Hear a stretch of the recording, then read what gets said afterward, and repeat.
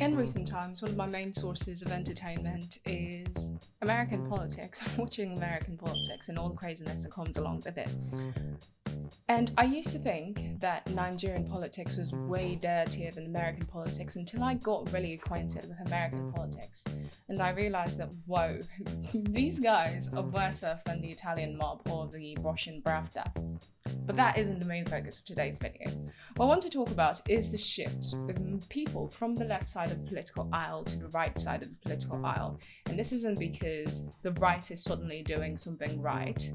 It's because the left has completely lost its mind. Let me explain.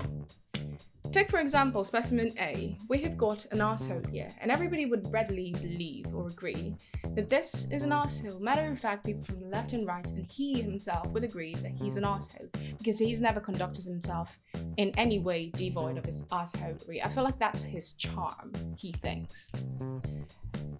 The problem now is that mainstream media is working overtime to have this man be turned into the devil's incarnate before our very eyes. Arsehole, devil's incarnate, that's a very big leap.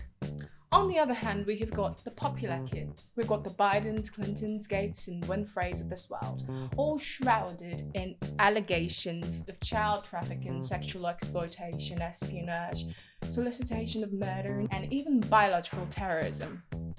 However, the mainstream media is also working overtime equally hard to turn these people and have us believe that they are saints, even in the face of evidence to the contrary.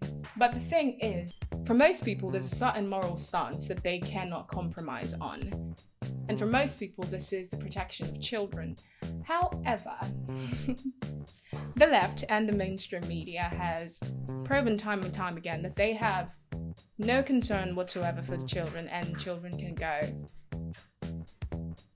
And the most recent evidence of this is the reaction that mainstream media had to the release of this particular movie by Angel Studios, Sound of Freedom, that was exposing child trafficking. And rather than focusing on the main point of the movie and what the movie was trying to tell, the story the movie was trying to tell, they were more concerned about the political affiliations of the people involved in production of this movie.